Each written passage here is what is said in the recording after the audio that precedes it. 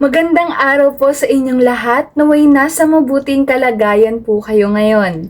Ako po si Precioushella G. Lugdat, isang social worker mula sa MSWDO ng Bayan ng Gloria.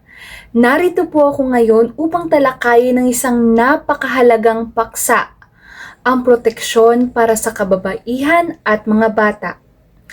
Ang mga kababaihan at mga bata ay kabilang sa vulnerable populations, kung kaya't sila'y may espesyal na proteksyon sa ating lipunan. Sila ay kadalasang nagiging biktima ng pang-aabuso, karahasan at diskriminasyon. Kaya naman upang sila ay mabigyan ng proteksyon, ang ating pamahalaan ay nagpatupad ng mga batas.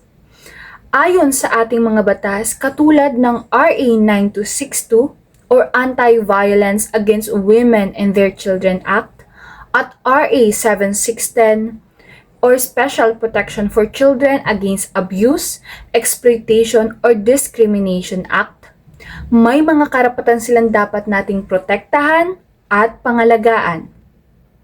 Kabilang na dito ang karapatan sa kaligtasan, karapatan sa edukasyon, karapatan sa kalusugan, at karapatan sa isang ligtas at mapayapang kapaligiran.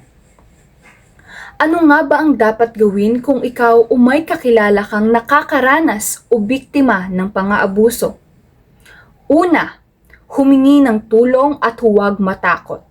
Maaari kayong tumawag sa mga hotline ng DSWD o MSWDO, pulis, o kaya na may lumapit sa mga social worker sa inyong lugar.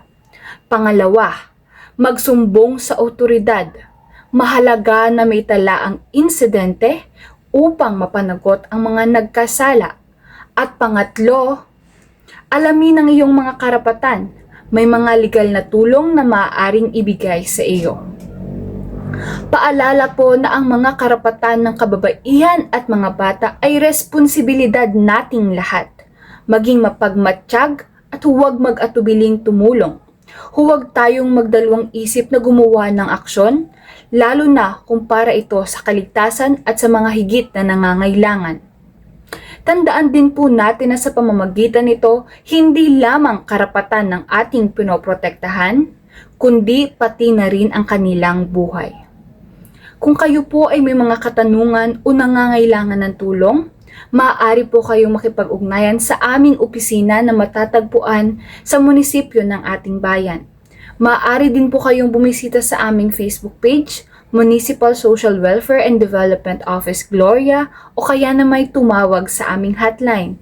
Muli, ako po si Precioushella G. Lugdat, iyong kakampi at masasandalan lalo na sa panahon ng karahasan.